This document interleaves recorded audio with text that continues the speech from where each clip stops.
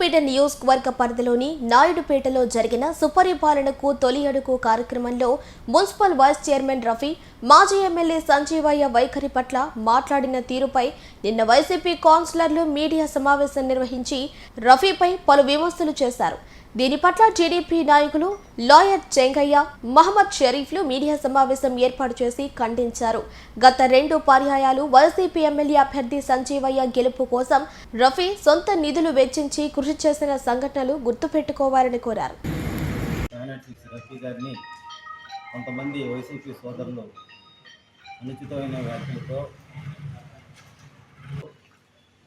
ఆయన ex MLA గారు రఫీ గారికి పదవులు భిక్ష పెట్టారు అన్నారు. పదవులు ఎప్పుడు ఎవరు ఆయనకు భిక్ష పెట్టల. ఈయన ఎప్పుడు ఏ పదవిని ఆశించల. ప్రతి పదవి ఇప్పుడు ఏ అయితే పదవులు అలంకరించాడో ఆ పదవులన్నీ ఆయన దగ్గరకు వచ్చాయే కానీ ఆయన ఏ పదవి దగ్గరకు పోయి ఆశించలేదు. ఏ నాయకుని పోయి నాకు ఈ పదవి అని అడగలేదు. వాళ్ళ సరే ఎస్టీ వచ్చినా కూడా నీకే ఇస్తానయ్యా, నీకు సంబంధించిన క్యాండిడేట్ని పెట్టుకో అన్నారు. అయిన తర్వాత కూడా అన్నా నాకు బీసీ వస్తే నాకు ఇస్తామన్నారు, ఎస్టీ వచ్చినా ఇస్తామన్నారు, నన్నే పెట్టుకోమన్నారు కదా. ఎందుకంటే నేను ఈ పట్టణం ప్రజలకి సేవ చేసేదానికి నాకు అనుకూలంగా లేకపోతే మనకందరికి అనుకూలంగా ఉండే వ్యక్తిని పెట్టుకుందామని చెప్పి నా అభిప్రాయం ఉండింది. కాబట్టి అన్న నేను ఒక వ్యక్తిని సూచిస్తాను అని అంటే ఎవరిని చూస్తాను, ఎవరంటే వాళ్ళని సూచిస్తే ఎలా అన్న. ఈరోజు ఎక్స్ఎమ్మెల్యే గారు ఒక ఎస్టీ అయ్యింది కూడా ఒక అనరాని మాట అన్నాడు. అది ఇంతవరకు మేము ఏ ప్రెస్ మీట్లో చెప్పలేదు, కానీ ఈరోజు చెప్తున్నాను. ఎస్సీలు అంటే సామాన్యులు అనుకున్నావా రఫీ, ఎవరినంటే వాళ్ళని పెట్టడానికి అని అన్నాడు. ఆ రోజు రఫీ ఒకే ఒక మాట అన్నాడు. ఏమన్నాడో తెలుసా అన్న, మీరు కూడా ఎస్సీలే కదా, మీరు ఈరోజు ఎమ్మెల్యేగా ఉండలేదన్నా అని అంటే నా తీరు వేరు, వేరే వాళ్ళ తీరు వేరు అని అన్నాడు. నేను ఆ రోజు ఇంకొక మాట కూడా అన్నాడు.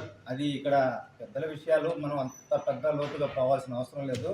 కానీ ఒక ఎస్సీ ఎమ్మెల్యేగా ఉండి నేను అందరం అక్కడ ఉంటే మా సమక్షంలోనే ఎస్సీలు అంటే సామాన్యులు అనుకున్నావా పదవి ఇచ్చేదానికి అని అన్నాడు. అట్లాంటి ఎమ్మెల్యేని ఒత్తాస చేసుకొని ఇది ఇస్తామని చెప్పారు. కానీ ఆయన ఆ రోజు ఒకే ఒక మాట చెప్పాడు పెద్దల సమక్షంలో, నాకు ఎటువంటి పదవులు ఆశించాల్సిన అవసరం లేదు, నాకు అవసరం లేదు, నేను పార్టీ కోసం పనిచేస్తానన్నారు. కానీ ఆయనకు మీరు ఇచ్చిన గౌరవం ఏముంది? ఏ రోజు మీరు ఆయన్ని పదవులు ఇచ్చి కానీ లేకపోతే మర్యాదపూర్వకం కానీ గౌరవం మేము కానీ ఆ రోజు చేయము అంటే మీరు ఈరోజు కౌన్సిలర్ స్థానంలో ఉండుండ్రు, ఆడ కూర్చొని మీరు ప్రెస్ మీట్ కూడా పెట్టుండ్రు ఈరోజు. అర్థమైందా? అది కాకుండా వైస్ చైర్మన్ తగిలించుకొని తిరుగుతున్నారు అని అన్నారు రఫీ గారిని. వైస్ చైర్మన్ ఆయన అడగలేదే, అయ్యా నాకు చైర్మన్ ఇవ్వలేదు కదా మీరు, నాకు వైస్ చైర్మన్ ఏంటని మీ చేతులు ఎప్పుడన్నా పట్టుకొని అడిగాడా? లేదు, మీరే అనౌన్స్ చేసుకున్నారు. ఎందుకంటే మీరు హైకమాండ్కి చెప్పుకోవాలి కాబట్టి ఆ రోజు అతనికి మీరు వైస్ చైర్మన్ పదవి అలంకరించింది మీరు ఇచ్చారు, కానీ ఆయన ఏ రోజు అడగలేదు. సరే పరిపాలన చేసుకుంటూ పోతా ఉన్నప్పుడు ఆయన నాయుడుపేట టౌన్లో ప్రజలు ఇబ్బందులు పడుతున్నారంటే మీరు వ్యతిరేకించి ఏమవుతుందిలే, ఏం పడుతుందిలే అని చెప్పేసి ఆయన్ని ప్రతిఘటించి మీరు చేసినందువల్ల ఆ రోజు మీకు శాపాలు కొన్ని తగిలినాయి.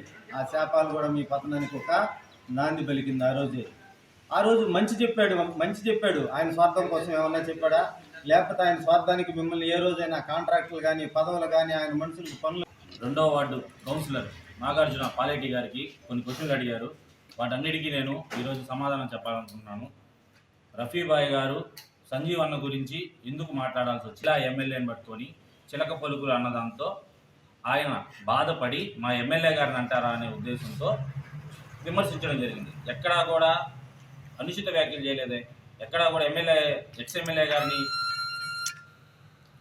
అనుచిత వ్యాఖ్యలు చేయలేదే. అదేవిధంగా ఇంకో క్వశ్చన్ అడిగారు, ఏమని, కాంట్రాక్టర్లు స్టేట్ మొత్తం మా సంజీవయ్య గారు వేయించారా? రఫీబాయ్ అది అనలేదే. మీరు ఎందుకు అసలు ఆఫ్ బ్రెయిన్ మాటలు ఎందుకు మాట్లాడుతున్నారు నాగార్జున గారు? అసలు అనింది ఏంది అక్కడ మీరు? తర్వాత ఇంకొక మాట అన్నారు, ఇసుక మేము 10 రూపాయలకు వసూలు చేస్తుంటే మీరు 30 రూపాయలు ఎలా అంటారని.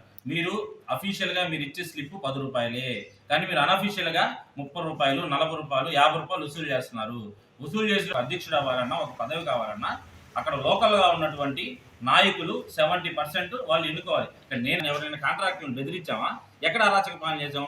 ఆ టైంలో సంజయ్ గారికి మంచి పేరు రావాలని చెప్పి గుడ్ మార్నింగ్ నాయుడుపేట అనే ఒక ప్రోగ్రామ్ తీసుకొచ్చి 2 వార్డుల్లో ప్రోగ్రామ్ స్టార్ట్ చేసి అక్కడ స్థానిక సమస్యలు ఏమైనా ఉంటే లోకల్గా ఉన్నటువంటి కమిషనర్ గారి దృష్టికి తీసుకొచ్చి ఆ సమస్యలు పరిష్కరించడం కోసం కార్యకర్తలు, నాయకులు అయితే కాదు వాళ్ళు, కార్యకర్తలు. ఆ కార్యకర్తలు కొన్ని అవాకులు చవాకులు పేలారు.